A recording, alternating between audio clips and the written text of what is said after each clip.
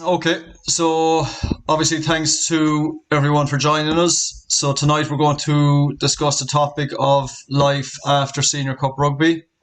So we're joined by four of our most previous Senior Cup players who have gone down very different paths. So we've got Lucas Culleton, Diarmuid Kilgallen, Cormac Izuchuku, and Alan Tynan. So we'll give a very brief introduction on each four, and lads, you can tell me if I've left anything out. So starting with Lucas. So Lucas is former Senior Cup captain. So the only one on the panel, I think, the captain aside. He's probably broken every genetic makeup by being a second row, who has also got a national sprint medal and has also competed in a national hammer final. So I was trying to remember, Lucas, the Leinster finals. Did you come third in the Leinster final? Yeah, I did, yeah. Third in the Leinster final. So it's for a second row stroke back row to be I suppose a national sprinter in relay, of course, with Diarmuid, Ben Murphy, and who was the fourth?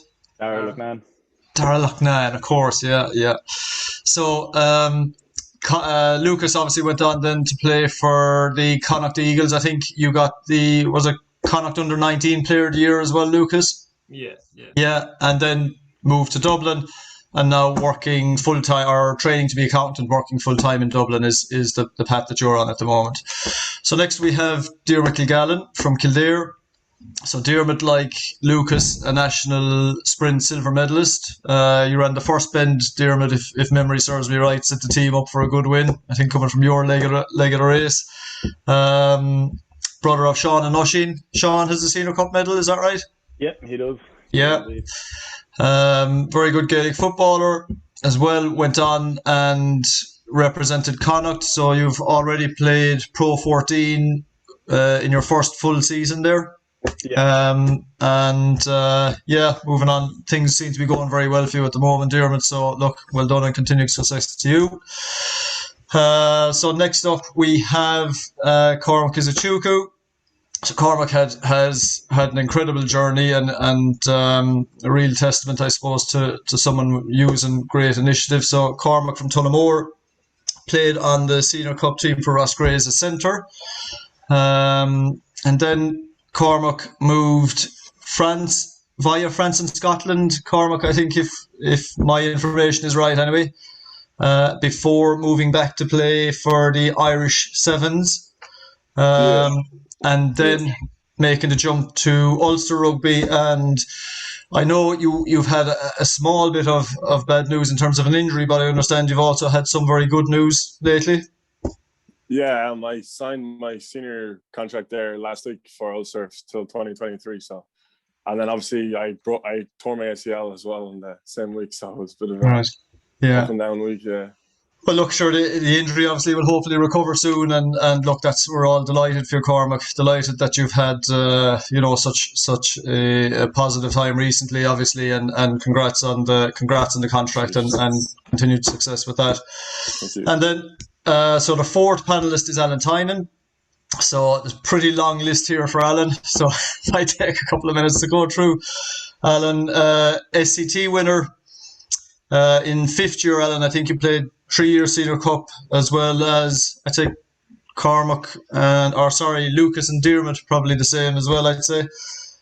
So Alan has, as well as winning a Senior Cup medal, he has played for Tip Minor hurlers in an All-Ireland hurling final, the Tip Minor footballers in an All-Ireland football final.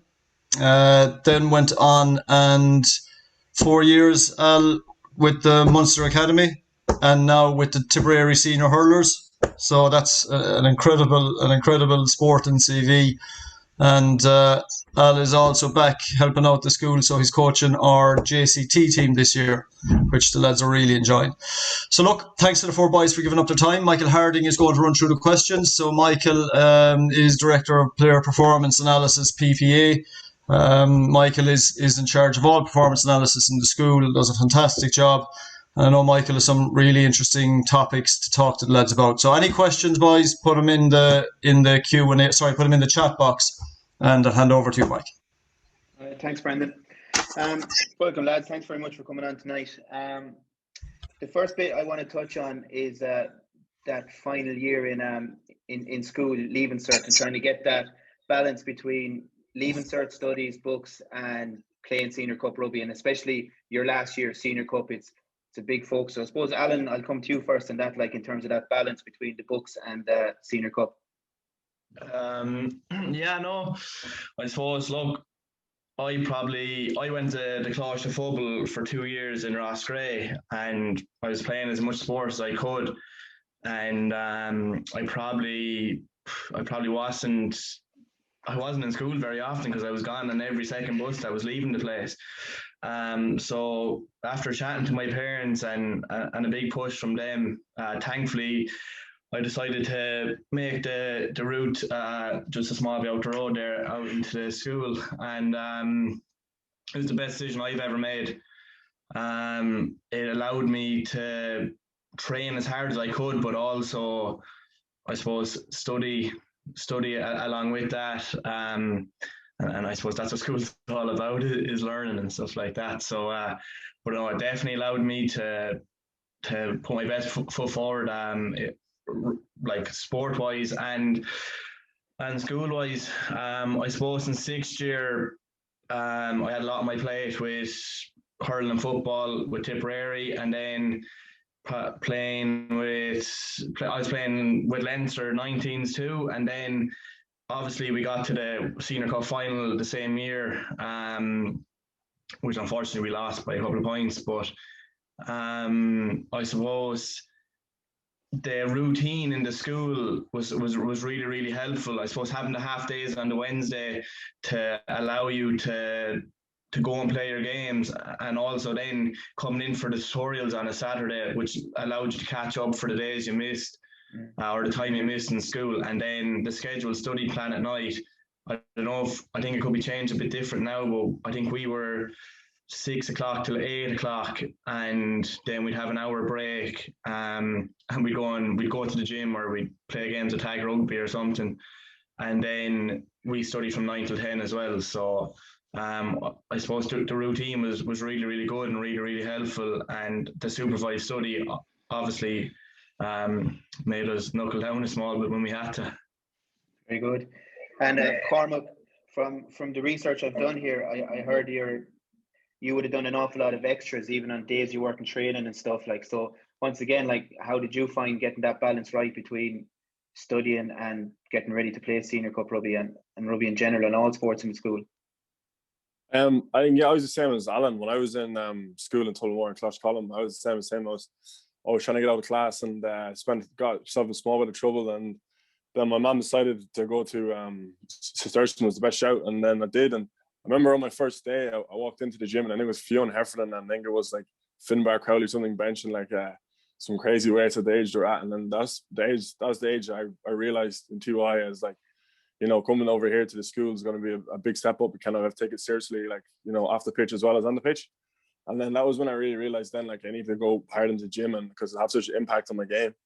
And then obviously I did boys in my year, like Michael Millen and James Corcoran, like the lads there, and same as Josh, virtually the same, like, in boys in great shape. So that was helpful for me to have boys to look to work towards. And then obviously then off the pitch, kind of, I find it fairly took care of itself with the study and school. Like, everyone's so helpful around the school in terms of study wise, and then obviously in class, like, you have everything you ever need, really. So I thought it was the dream for me, to be honest. Brilliant. Dermot, how would you have found all that stuff? Yeah, no, similar to the two lads, really.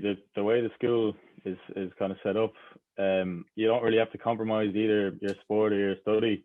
You can go full whack at both of them, and like, all the facilities are there. This timetable they're set up that you can give both everything. So no, it's a challenge to balance both of them, because obviously they're two big commitments, but the school definitely made it a lot easier. Okay. And Lucas is the only man on the panel that captained the senior cup team. Like, did you find being captain added a bit of extra pressure, or you maybe applied that pressure to yourself, or how did you find that extra role and responsibility? when it came to Yeah, I sixth guess year? you naturally kind of put a bit more pressure on yourself. You feel like you want to be coordinated and stuff a lot, a lot more than everybody else, and lead by example at the same time. So, if there was any sort of stuff we'd be doing off the pitch that we'd be looking to do off the pitch, like, extra line-out sessions and stuff like that, it took an extra bit of organizing, but overall not huge amount, still well able to balance everything. And yeah, as all the lads said, like it's the schedule the school's made for for facilitating that lifestyle of balancing sport and school. Like, so it's very helpful and convenient in that way. It's great having everything, in the one place, your school, your sport, you sleep or you eat, it's all there. So it's very convenient that way. Yeah, that's brilliant to hear, lads, that balance is easily to get. Like, I suppose there's something. It's interesting, the four guys we've got on, you've all played multiple sports right the way up through, and there's a big debate going on at the minute around specialization and, should you be playing multiple sports or should you be solely focusing on one? And I suppose, Alan, I'll come to you first again on this one, considering what Brendan has told us, that you played Tipperary minor football and hurling and right up then through rugby and stuff. Like, do you feel, looking back now, that you should have solely focused on one, or do you think actually playing multiple sports helps you develop as a rugby player? 100%. Definitely, like, kind of playing both or three sports definitely helped in all different aspects of every different sport. So, like, I suppose being a 10 or a fullback, I suppose spatial awareness was really important for me, and playing GA 100% helped with that. So, but also being agile and fast and quick. But then for rugby, having to be strong, like the contact levels and stuff like that, that allowed me to be stronger in different areas when I went and played hurling and football as well. So, like, 100%, I would encourage every single person who wants to play whatever sport they want, go and play it, and play it as often as you can, because the more you're outside playing, and the more friends you make, the more kind of bonds you make with different lads, especially out in the school. Kind of, I suppose, the rugby players be always slagging the hurlers off, and that kind of crack, but like, I suppose I was a mix of both, and I was caught in the middle of everything. But no, it was just really, really helpful, and definitely, like, out in the school as well, when you were training for the rugby, say, and there was a bit of hurling or whatever going on, like Mr. McHugh and Mr. Quigley and the rugby coaches, I had Robert Dempsey and Peter Swanepoel at the time, just the kind of the chats they would have between each other to make sure that you're fresh for every single game you play in, and stuff like that. And even kind of the sport that all of us would have been playing outside of school, they also made sure that we were fresh for that. So whether it was playing club or playing county or whatever it was, or going to Leinster trials or Connacht trials, or Munster trials even. But yeah, no, definitely, I would encourage every single person to do as much sports as you can. Athletics, everything, and the school facilitates all of that. So yeah, no, definitely helped me in every sport I played anyway.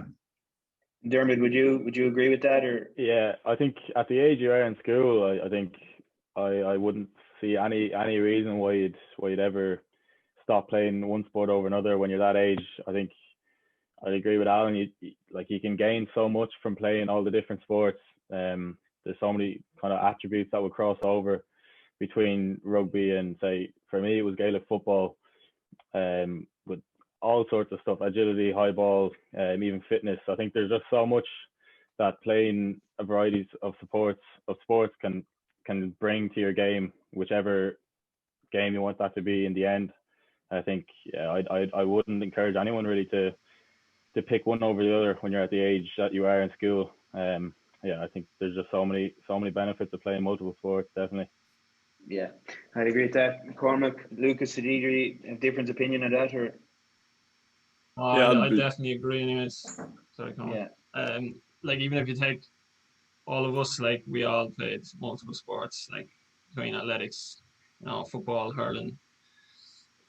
I played basketball against Cormac anyways growing up before school, and taking us four as an example, we were strong rugby players, and like we can credit that towards the childhoods we had playing multiple sports. Like everything helps going towards rugby if that's what you're focusing on eventually.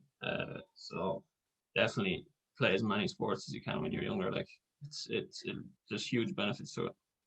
Well, Cormac, who was the better basketballer? Cormac. I have to say me there all day. Yeah. Very good, lads. I suppose we're going to move on to what came next for you, and transitioning into that sub academy life for Moosey. So just I suppose the first bit of that, Dermot, I'll come to you on this one first. Is how early do you find out you have been selected for the sub academy? Like, is it before or after leaving cert? Is it around leaving cert results? How early in the summer did you find out? It would have started for me with the 19s, which I would have gone to trials, I think, in the summer of fifth year, around that time, and then I would have played under 19s into pros of the summer before I went into sixth year. And after that, I was unsure kind of what happened from there once that campaign finished. And then I would have got an email then, I'd say around February, March, just out of the blue one day, saying that I had been selected for, it was the Hot House program, which is basically, it's a sub academy for the summer. So basically it's a sub academy life for the summertime, and then you kind of see where it goes from there. And then once you get your foot in the door there, it starts from there. You have that full summer to basically prove yourself, and then you get kept then from the sub academy after that. So it would have been around the February, March time of sixth year that I would have first got my first look in with the kind of sub academy aspect of it. All right. Brilliant. Lucas, would it have been similar heading into that program for the summer? Yeah, no, pretty much the exact same. I went through the under 19s with Dermot in the summer after fifth year, and sometime January, February, you receive an email, and we went to after we got that email, myself and Dermot ended up going to training session with the academy over the Easter and the midterm as well. So you got a bit of exposure then too. So that was good. But yeah, up until EMAX, there's not much happening. There's nothing between that and between the intros and then. But after that, there's a bit of correspondence. Like they'll be checking in on you. They sent the S&C.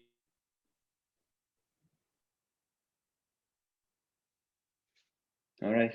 We lost Lucas. Hopefully he'll come back in. Alan, you would have missed first year out of Senior Cup Rugby. You would have just played a year AIL before sub academy. Am I right? In with Munster? Oh no, straight in. Yeah, I would say well, maybe a bit different to the boys, but when I was in sixth year, when I was going into sixth year, I was playing Leinster 19s, but I kind of favoured playing with Tip that year, so I missed all the intro games, but it was because we had the two All-Ireland finals the same weekend as the intro game. So I trained with Leinster the whole summer, and then went to, I think we went to England anyway. Can't remember where in England, but then I had to make a decision on what I was going to play. So I played in the two All-Ireland finals. Then I kind of thought that was it with not with rugby, because I had Senior Cup, but I didn't think a province would kind of come knocking or anything like that. And then we had a good run in the cup again, got to the Senior Cup final, and Leinster and Munster both kind of came. In Leinster, there's different grades of sub academy, and I was getting offered a fairly low one, and then I think it was Colin McMahon who was the forwards coach in Munster at the time.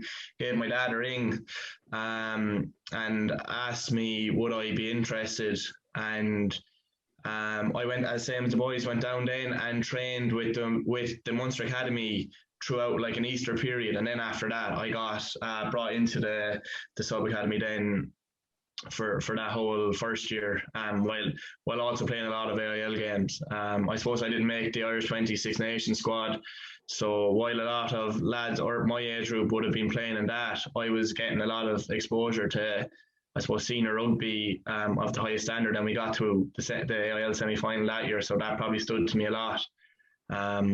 Come the end of the year when I eventually got picked for the 20s World Cup. So, but yeah, no, I went straight to the sub academy after school. All right, bad research there. So Cormac, you went on a different journey. Brendan touched on it earlier, but do you want to just talk us through maybe the first bit of that, or like those first couple of years after Roscrea? Yeah, so obviously after 6 years, I hadn't played a whole lot because they brought in that rule, didn't they? And when I moved to Roscrea, so I could only play in 6 years. So I hadn't played a whole lot of rugby, and I was trying to get into Connacht 19s that summer. There was like a day for like, I think it was like a trial there, maybe screening or something, and I actually twisted my ankle playing tag with the boys. But I think like a week before, so I got a call then from Colin Tucker saying like, obviously if you can't play rugby, there's no point coming down to the screening day. So I was obviously I was upset about that, and then that was it. Then obviously that summer I was working a bit in a pub for a couple of weeks, and then decided I wanted to play rugby. I didn't really want to go to college, so I just picked a club, like a very random club in South Scotland. It was the Prem 1, so it's like the equivalent of like the AL 1B or 2A kind of that standard. Was over there for about 2-3 months, and then got picked up by Newcastle Falcons because I was playing quite well, but it was my first time obviously playing at second row, so I was quite raw in that sense. I wasn't really good at set piece, just used to catch the ball and just kind of run, just the basic stuff. And then I was down in Newcastle, and while I was there was a guy there called Aidan McNulty who I'd meet later at Ulster. He works at Ulster Academy. So I was there at Newcastle for about 3-4 weeks, and then I was really deciding that I want to stay in the UK and play rugby, or do I want to go back to Ireland and potentially study and play rugby. And I got a call then from the RFU. Luckily asked me to come back and play sevens, and I knew then like it teed up nicely to be in Dublin with the lads from school, and then maybe get a degree going, and then play a bit sevens for Ireland, obviously, which I thought was a big deal. And then I did that for a year or two. Actually met Al there, obviously. I was up there for a few weeks myself, and that was good. I really enjoyed it. And then got asked to go into a 20s camp, and then after the back of that, got asked to go into Ulster Academy for a couple of weeks on trial, and then went up there, and then ended up getting a academy contract offered to me then pretty early on, and then obviously went on from there. Yeah. What age would you have left Cistercian College? To what age were you when you got that sub academy contract?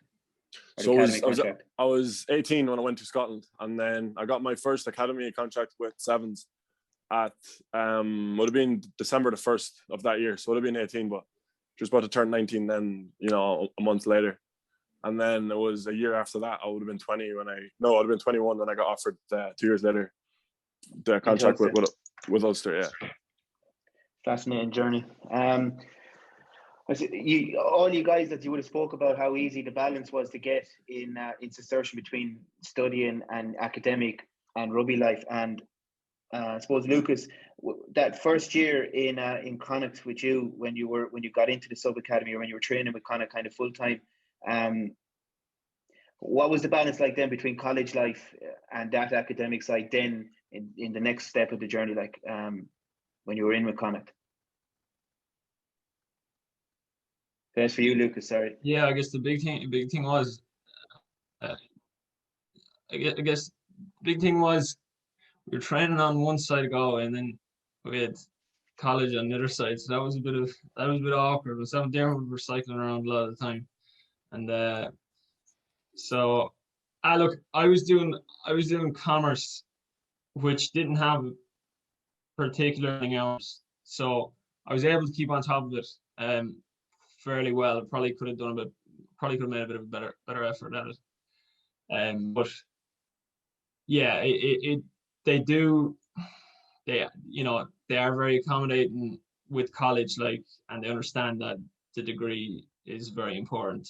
To have a backup, because you never know what's going to come around the corner. Whether it's if you're not getting a contract, or maybe a big injury comes around, you have to have that backup. And the Rugby Players Ireland, which look after the welfare of the players, are huge on that. They're constantly putting pressure on the RFU to be facilitating players as much as they can. So it is there. I can imagine if I had a more demanding, it'd be quite difficult. It'd be a different story.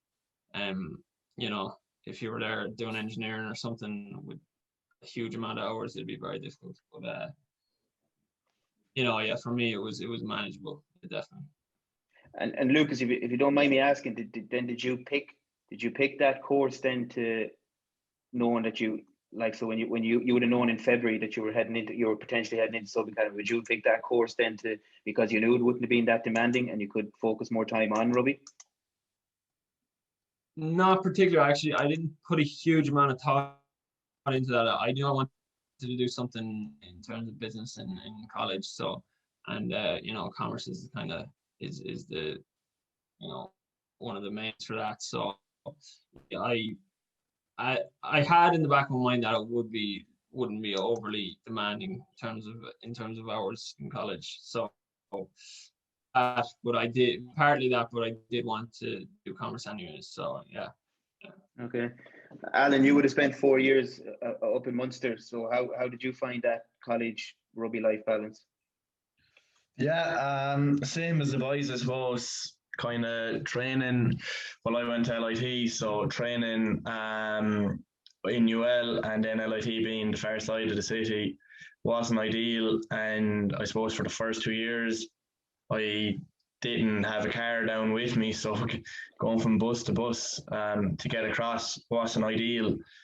But you get on with it, kind of thing. I suppose you do get a good bit of help, say, as Lucas said, from Rugby Players Ireland and stuff like that.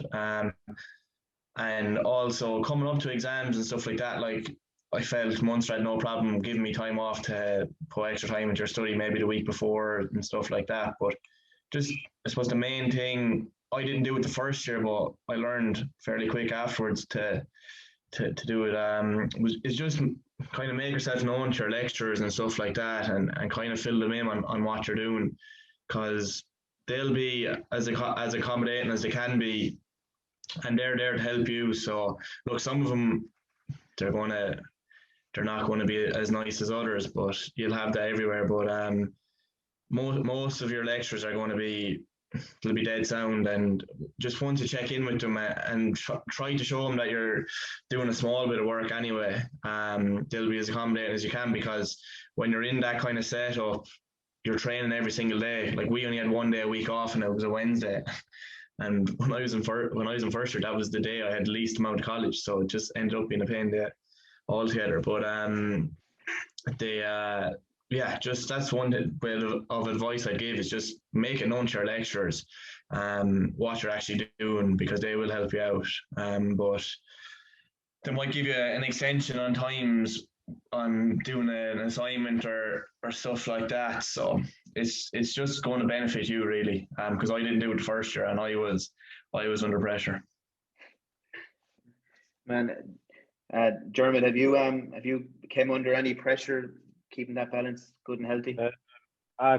It's not easy. Like, it can be tough. I think I've been lucky this year, especially in my second year with COVID-19 and everything being online, has actually made it a lot more doable for me, really, because obviously there's no lectures or anything that you have to be there for. It's all online, so you can catch up on it whenever. So I've actually been fairly lucky. It's probably made the difference this year between me splitting the year to 2 years and just getting it done in one full year. So like, it can be tough. There's times you come home and the last thing you want to do is open up your laptop and do college. But I think, yeah, just trying to keep on top of things as best you can, and keeping track of things. And as Alan said, yeah, if you make yourself known to the lecturers, some of them will try their best.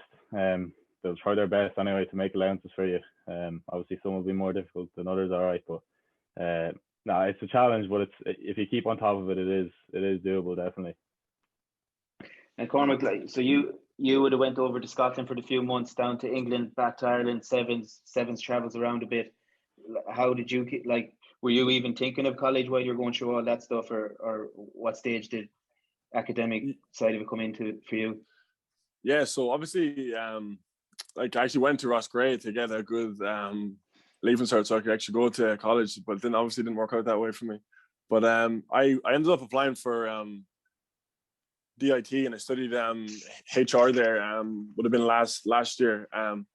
Like obviously again with sevens, I found it quite tough because we're traveling a lot. But what the boys said is just honestly so true. With just staying in touch with everyone involved in your degree, with your like tutors and even our classmates. Like just keep in touch with them. Like I find like obviously I was traveling a bit, going abroad with the sevens and different tournaments, and when you come back, even just being able to email people before you leave, just like what kind of work are you going to miss out on, and what can you do to make up for it, honestly makes your life so much easier. And then obviously I had to leave that degree coming up here, so I'm probably going to study up here online, and then in open uni. Basically it's like you can do a degree online you can stretch it out for anywhere between like 6 to 8 years, and you can pay by semester, so you can really break it down and take it slowly. And I think I'm going to do that because just in case, God forbid, I have to move again or whatever happens, it's always there for me then to be chipping away at over the years. Very interesting. So I suppose we'd have a lot of guys, lads, on the call that hopefully will be heading into sub academies and stuff over the next couple of years as they progress through. And we don't need to go too much into this, but like I just thought it was interesting for you to talk about. So in terms of contracts and heading into that pro side of the game, so like Lucas, when as a first year sub academy guy, do you have kind of come out and they offer you a contract into the sub academy after that first summer? Do you have any say in the contract, or is there even a contract, or like what's available to someone heading into the sub academy? I don't think there's a contract. We didn't sign anything, did we? No. No, I don't think so. I can't remember anyways. But yeah. So we were kind of told. Yeah, you're kind of notified towards the end of the summer. Whether it was Eric Elwood who was over the academy in Connacht, and he would have brought us into the office and told us whether we were going to be kept on or not. There are a lot of the lads in Hothouse who are actually in fifth year, and they're kind of there to get the exposure. So the numbers do reduce down once you get back to the school year. And then throughout the year after that, it's kind of progression meetings and stuff like that. You know, not huge amounts. Just I maybe had one or two. And then you're coming towards after Christmas. February, maybe March, it's coming when there's the senior contracts and the academy contracts are all being negotiated and stuff like that. So, lads in the first year of sub academy, waiting on news about whether they'd be getting an academy contract or not. So that's kind of how the year goes out. But at the start of it anyways, I didn't sign a contract or anything. It's kind of more of a verbal agreement more so than anything. Happy to be in there. And so yeah, Alan, exactly, Alan, you would have been, as you said, 4 years in Munster. Is there any part of that then that involves negotiations or signing anything or anything or is it? Yeah. So after you do your year in the sub academy, and as you said, it's a phone call or it's an email to say if you want to do it, you can do it. And obviously you put everything into that, and then come say, I don't know, after Christmas sometime anyway, there'll be meetings with the head coach in the academy at whoever that may be, and he's either going to offer you a contract or not. I don't know what it was like in Connacht or in Ulster, but with Munster, it was all done on the same day, so everyone was finding out on the same day, and it was actually a scary enough time because you're hearing of lads getting in that are playing the same position as you, and then you're thinking the worst for yourself. But thankfully, then after my first year in the sub academy, I got given a 3-year deal with the academy to go into the Munster Academy. And then throughout your academy, I suppose it really depends how you're going. So obviously, you've seen with Cormac and Dermot, like they're flying it, they're getting Pro 14 experience, and you see Cormac is only in there, is it a year, Cormac, and he's a senior deal already, like. Yeah. So the more you kind of play and get exposure at senior level, the quicker the negotiations will happen. So mine didn't happen until my final year in the academy, where I suppose I'd been training with the senior team for 2 years, and I was getting close and 24th man 8 times in the 1 year, but unfortunately never got a break. And so, but I had 3 meetings, so basically to see if I was going to get the contract or not. First 2 were fairly positive, and then the last one I got hit with a bombshell to say that I thought, yeah, we can't actually give you one, and it was just before COVID as well, so all that kind of hit at one time, and it was difficult enough to kind of take because I hadn't a clue what I was going to do. Okay, and so Dermot, you're second year now in the academy or sub academy, and hopefully next year, the year after, you might push on to development and stuff like that, and maybe even a pro contract. Do you think it's important that you pick up representation in terms of an agent or whatever to help you with that, or is that something you're planning on? Or yeah, I think when it becomes like when you're looking to push into the pro ranks, I think it is. I think you do need an agent to have. And particularly as well, definitely say if you're going into 3rd year into the academy, I think you definitely will then, because you need to keep your options open regardless. So you need to have an agent, I think, fighting your corner and looking around for you as well, because that's just the way the game is. It's a business at the end of the day. So you just need to always have your options. So I think, yeah, an agent is pretty important. I think for lads coming out of school, I wouldn't worry about an agent yet when you're looking to go into the sub academy and you're in year 1 or year 2. I wouldn't be getting too caught up in it then. I'd be focusing just on rugby nearly at that stage. But you'll know yourself really with how things are going if you're getting looking with the seniors, and you'll know when you kind of need to start getting serious with getting representation with agents and stuff like that. But yeah, I think as a young lad coming out of school anyway, I think the rugby is the number 1 priority anyway. they don't need an agent when they have me to do highlights videos for them Exactly. anyway, so they're perfect. Yeah. When you say about keeping your options open, like, can you go into a bit more in that, like in terms of what you'd be thinking there, like? Yeah, well, it's just like similar to hearing Alan there when he had the meetings, the positive meetings, and then obviously getting the bombshell. You'd hear, like, it's very common. You'd see lads, your mates are told, yeah, it's looking good, we're looking to keep you, and then it comes to it, they don't have anything for you. Lads would be surprised how common that is, and how many lads you'd see in that situation. So I think in that regard, it's just always having options is important, to be honest. I think it is important.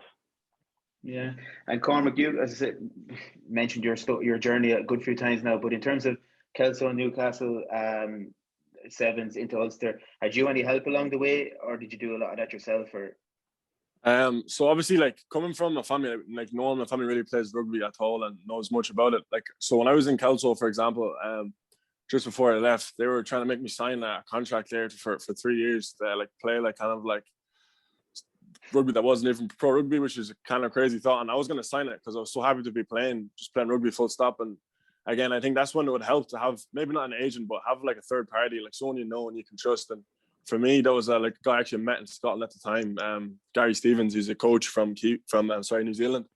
It's just good to have someone that has a knowledge of rugby, and maybe not an agent, but someone who can help you out. Because if I'd signed there in Scotland, I'd still be there now, kind of playing rugby. And again, for me, obviously, I can agree with the lads so much what they say. Is I've seen so many boys throughout the years who've been told like, oh yeah, you're going great and stuff, and then kind of comes down, maybe it's an injury or just they had like maybe 1 or 2 bad games, and that can be the end of it. So it's just having someone else to talk to, and really kind of if a coach tells you something, being able to talk to someone and be like, well, is this actually what he means, or if that kind of thing, if that makes sense to you. Yeah. And then I think this kind of blends in with the contracts and kind of dealing. But just I've been working with AIL clubs for the last couple of years, and I see, we don't need to get anyone in trouble here or anything, but like, so guys coming out of school, you might have been connected with a club for a while, and your club you might be coming from might be a junior club and stuff, and like suddenly you're into sub academy, or you want to go play 20s rugby at a senior club or something, and like definitely Andy, the 2 boys heading into Connacht, you would have had 3 or 4 clubs pursuing you, and I'm just wondering of your experience of AIL clubs telling you, well, you need to be here because they have those guys in that position and you won't play. And if you don't play, you won't get a second year. And we can help you with accommodation and bits and bobs like that. So I suppose, Lucas, I'll come to you in first now. And around that experience of suddenly, bang, AIL clubs that first summer coming at you real hard.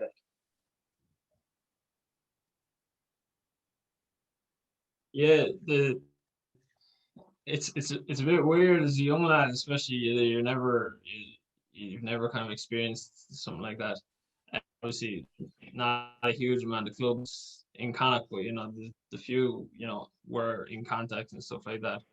But I was quite conscious of the balance as well, in terms of if take like Buccaneers for example. I was worried about the travel over, the few nights a week, and would have come in between me and the college side of things as well. Would I get as much game time? I ended up playing with Galwegians, which I was happy about. Andrew Brown was the coach there, and I kind of found he was a lot like me. He was kind of second row / back row, so I was delighted to be playing there. I was getting, now before Christmas I had a 10-week development block, so I didn't play any club rugby then. But after Christmas, before COVID, which was a short spell, I got the bit of game time, and it was great. Where I may not have got the game time if I was in another club. Corinthians had a lot of academy players, so there was huge amounts of competition there. And I kind of came to the conclusion that your competition is mainly when you're playing in the academy and the sub academy, but the club side of things was your game time. Go where you'll get your game time, so that's how I put it down. That's kind of how Eric put it to me as well. Go where you get the game time, and because the competition is during the week when you're training the academy. Dermot, would you found the process similar enough, or like was there anything interesting you found that first summer? As I said, AIL clubs throwing themselves at I just they'll tell you whatever they can to try and get you. I know that much, that they'll all say why you should join with them. I think lads should know that they're always going to say that. They're always going to say why you should go with that club. But I think you just need to talk to people that kind of aren't attached to anyone, that will tell you how it is.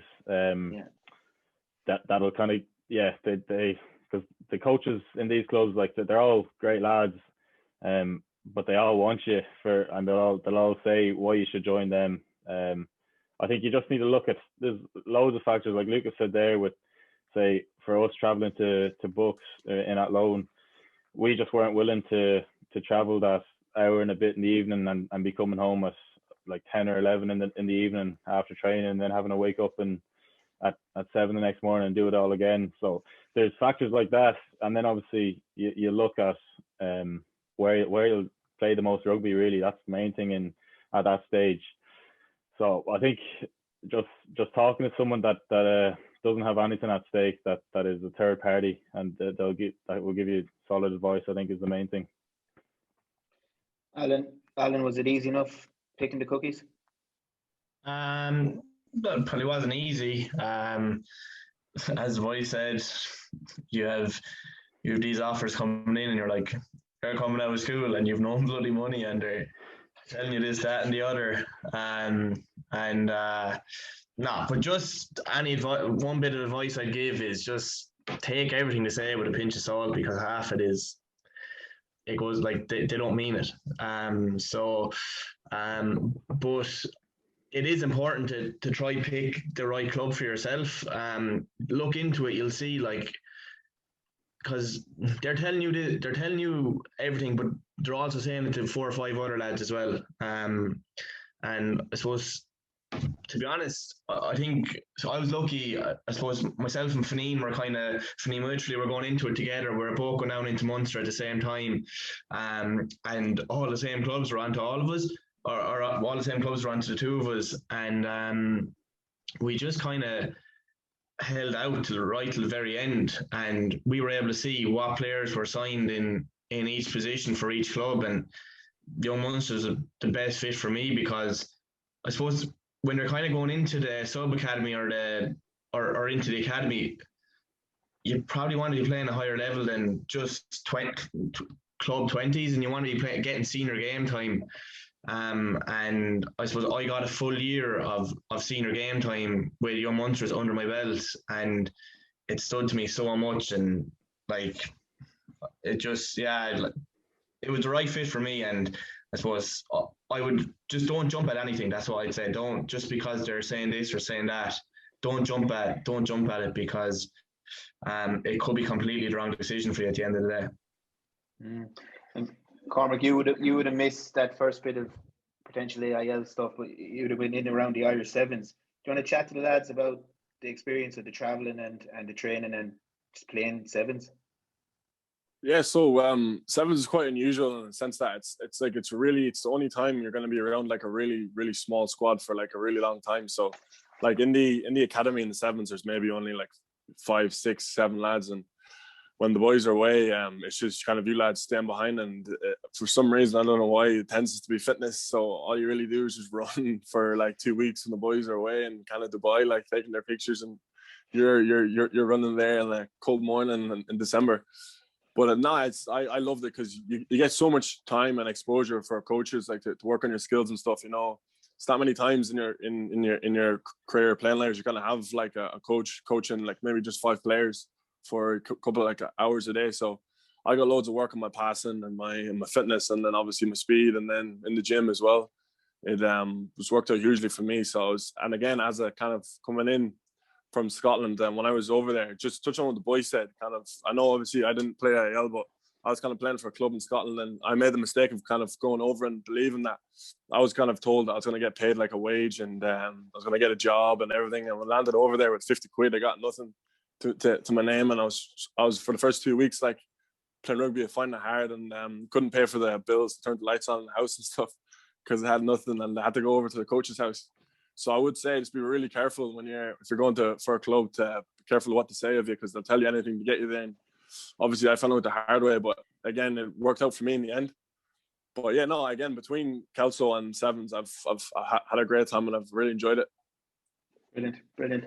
And just to change it up a bit, guys, when we talk a bit about positions, and once again, kind of specialisation versus playing numerous positions. So Alan, you would have mentioned earlier about playing 10 or 15, and when I think of Valentine, I think of you as an out half, and yet when I seen you play for Munster A, it was full back. There's a couple of senior cup games, full back 10, and Irish 20s 15-10. Do you think it helped you keep you in the academy and keep developing as a rugby player, that you could play multiple positions, or do you think, looking back on it now, I should have actually just been an out half, I should have been a 10, or do you think it was actually helpful being both?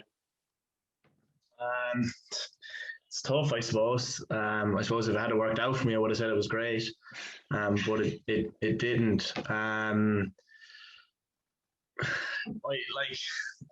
Definitely in school, I would say try play in different positions. Try play in different positions. Try it out. You'll find the right one eventually. Anyway, when I was junior cup, I would have played.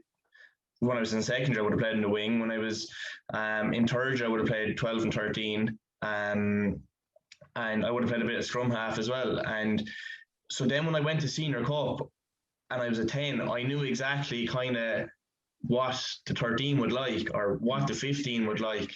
That definitely helped me as a 10. Then I suppose progressing on to Munster, I went in as a 10, played my first AIL season as a 10, got nominated for the Young Player of the Year there as a 10, and ended up going to the World Cup. And our 15 got injured in the first 7 minutes, and I got brought on 15, had a stormer, and after that I was automatically a 15 to everybody. Came back to Munster. Felix Jones was manager at the time, who was a 50, who had played 15, had chats with me, said, "You're good at this, like this, that, and the other, or whatever, and I can see you playing there." So I probably put a good bit of emphasis then on changing position to 15 and trying to learn that. And I probably preferred 10, to be honest. And then Stephen Larkin came in and I was playing a 15 and he saw me as a 10. So I was back to square one and being like, oh, Jesus, what's going on? But it's just, yeah, they definitely, I plays, yeah, it probably does help you, but it can also, there's pros and cons, I would say. I actually can't give a proper answer because it could have screwed me, but it could have kept me in there. I don't know. Okay. And Dermot, I would have seen you mostly play on the wing for Connacht Eagles and stuff. Like, once again, you're a 13 in my eyes, and this year you played against Leinster at 13, or you came on substitute at 13, and it was definitely the best you played for the Eagles so far, in my opinion. And once again, you made your pro debut in the wing as well. Like, are you kind of looking at Alan half worried that maybe you're seen as a winger / 13, or how? I think I'd say it probably is a bit different with Alan. Like an out half is such a specialist position, really. I think being maybe going interchanging from 13 and wing might be as big an adjustment, really. I think they defend kind of very similar and things like that. But I haven't nailed down insofar as I haven't decided I'm going to be a winger, I'm going to be a 13. I'm kind of happy to keep working on both. I'll be playing 13 on Saturday, say, for this Saturday. So like I'm still at the stage where I'd like to keep exploring both. I don't think it will do me any harm, because I'm only going to keep harnessing skills for both. And at the end of the day, if you can have that versatility, I don't think it can do any harm. I think it'll only benefit me, I think, really. Yeah. And Cormac, you're when you eventually made that transfer into the second row, where you broke the coach's hearts in Roscrea, I heard, for many years, but when you finally made that transfer into second row, how, like, what was that like? Did you find it hard, like even now mauling and stuff and getting those line-out calls? How's all that going? Yeah, well, the difference for me and the boys, I think I had it was kind of taken away from me in the sense that I grew from like 6'3" to 6'7" in about like 6 months. So it wasn't really much of a choice. You can't really be running around at 12 when you're 6'7", like. So it was tough, but I'd say like it's like the game I play as a second row, like kind of the reason why I'm not different, but the reason why I played where I am, and I've been lucky in the sense that I've obviously played with Dirmo in school in the centre, and like you develop like quite good skills like catch and pass and being able to take on defenders. So then when you are in them kind of positions at the second row and you're looking for like an offload or a handoff, like it's not a case of you just kind of tuck the ball and put your head down. Is you're able to make a decision that's like, going to be a fairly good. So like, yes, helped me hugely having played, and because obviously before I went to Ross Gray, I was actually playing for Tullamore as a back row, and then went in as a winger in TY, and then went to the centre then 5th year, and then played the centre in 6th year. So I've obviously moved around and played quite a fair few positions throughout the years, and for me, it's helped me hugely. My game. In terms of lads' standards, like, just as I say, for the students that are around it are going to be progressing now with Senior Cup Rugby now. So Lucas, that first summer you would have left and you would have played against the Dragons A that August, which potentially could have been one of your first games of adult rugby. Like, in terms of standard of rugby and tempo and pace and physicality, like, What was that? What was that step up like, or did you find it much of a step up from Senior Cup against Bellavon? Yeah, it's a huge step up, definitely.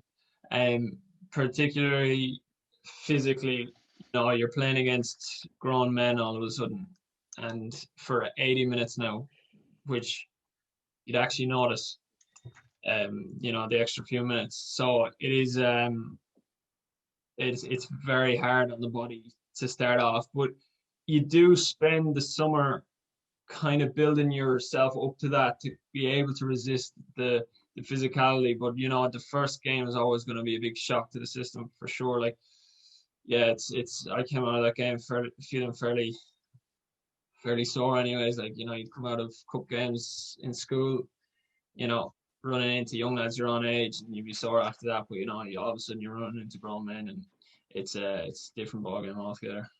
The try though. Yeah, I did. Yeah, should have got two though. Should have got two.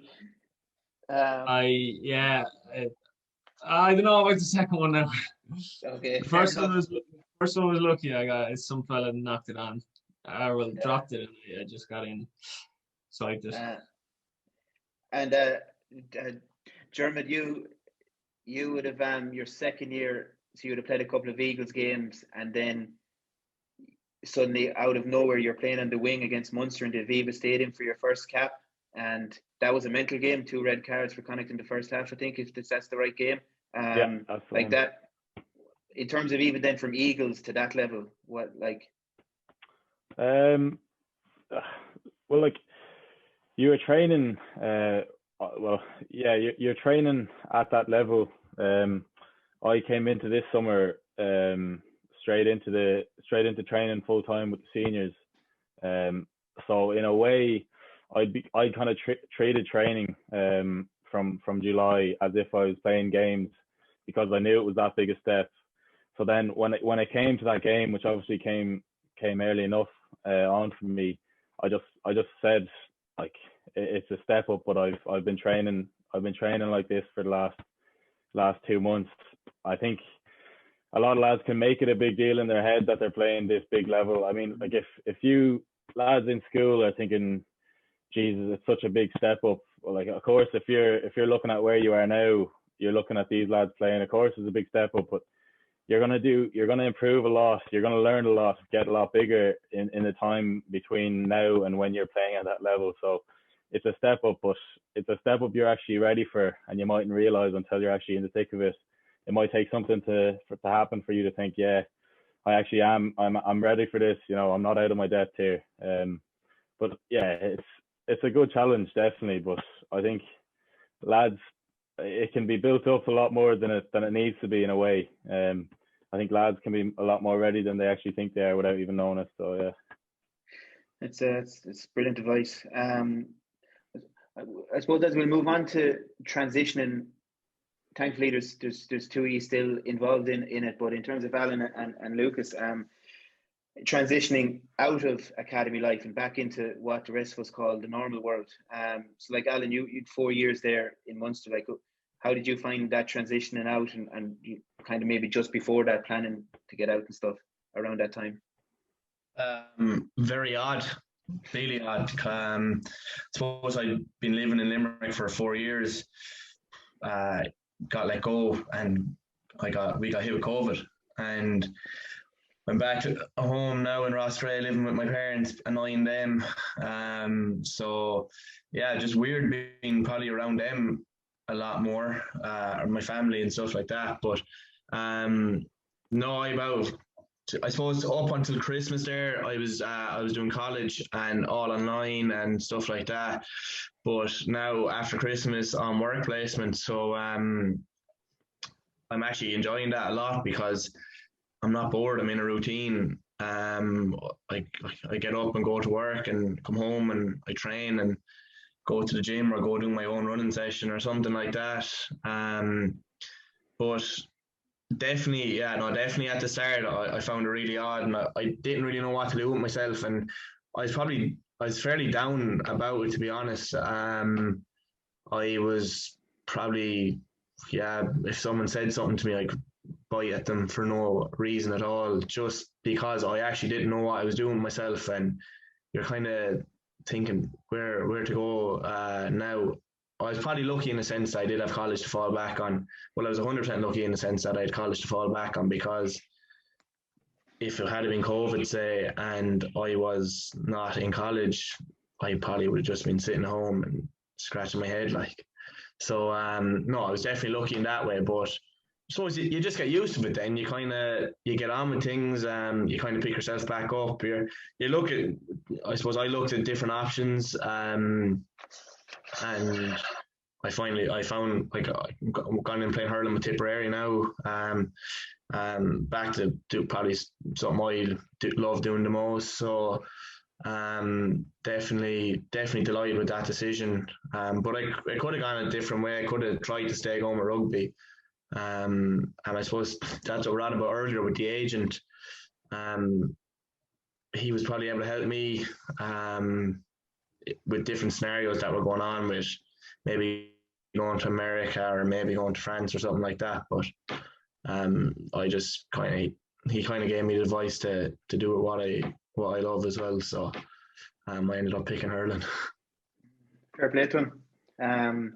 Lucas, you would have transitioned out of the sub academy and pretty went back up to Dublin. How do you find that? Yeah, it's weird at the start when you're facing the disappointment of, not. In my case, I wasn't offered an academy contract, so you are disappointed for the first few days, but eventually you do have to pick yourself back up and figure out what you want to do. I had the option to go back into sub academy for the following year, but I decided myself that it wasn't what I wanted to do. Similar to Alan, I wanted, to go. It wasn't what I wanted to do at that time, so I was going off to do what I saw myself doing in the next few years. So I decided I wasn't going to continue with college either, and I started an accountancy apprenticeship, and I'm working in Grant Thornton up in Dublin. So that's been great. That's been great experience. It's been tough, but it's been great. I haven't been into the office once, which added another dynamic to it, and I've been working there since September. So it is difficult from working from home, but look, it's manageable, and I don't have any regrets about making the decision. To be honest, I kind of came to the conclusion that the professional rugby life wasn't for me. It's a full time, it's a lifestyle. Like it's not just a job. So, I was happy to move on, and so that's what I ended up deciding to do. And look, I haven't had any regrets since, anyways. So look, right. And it's actually funny, the Dermot and Cormac, the two boys still involved in pro rugby. You spoke the most over the Zoom about actually talking about life after rugby. So like Dermot, you're clearly you're preparing, you're planning. You talked about you don't know what's next and stuff, like, so you're obviously thinking, you're planning, you're prepared for that transition. I wouldn't say. Okay. I wouldn't say no. I think it's very important to have the college, have the degree, and that's why I'm doing it. It's very important to have it, and it's been something I enjoy as well. But I wouldn't say it's something I'd like to go into right now. Anyway, I'd like to stay where I am at the moment. Very good. And Cormac, what is it? You were talking about that course you're doing, and planning for life after, like, but obviously 2-year contract now. You're safe for a little while anyway. But yeah, like at the same time with this injury, like it really shows like how like that's going to be what 6-7 months of that contract gone, really coming back from an injury. So it goes to show how quickly it can be gone. And I've worked a few jobs, like I worked in Sainsbury's in Scotland, and I've worked in a pub and worked on a farm. And I think one thing for me, I'm sure, like the one thing that really gets me, like when I'm training, something I really draw from, is what I'm trying to say, is that like I kind of know what it's like to be out there working, and I know, like, right now I can just enjoy what I'm doing for the next couple of years, and that's why I'm kind of doing my degree as a over the course of 6-8 years, so I can focus a bit more on my rugby right now, because I know like what it's like after rugby, and I know it's gonna happen and it's inevitable, and you know it's part of it eventually. So I'm just kind of next couple of years just really focusing on my rugby, and then afterwards, then whatever comes. Brilliant. Guys, we've kept you long enough now. So just the last bit is, I'll come to you first, Alan. Good few CCR students on this, and we'll be putting it out on Facebook after and stuff. Any advice for the next generation of players coming through Cistercian College? I suppose I've seen a lot of them from September to Christmas while coaching out there.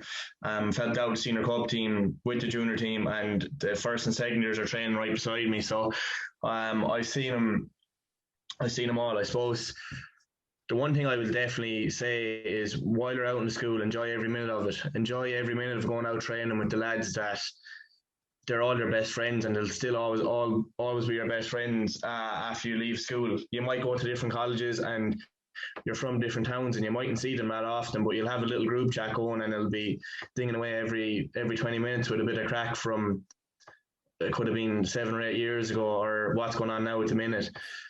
But definitely just try enjoy it and work hard at it, because I've seen the benefits of what it's like to win a senior cup for the school out there. It was honestly unbelievable.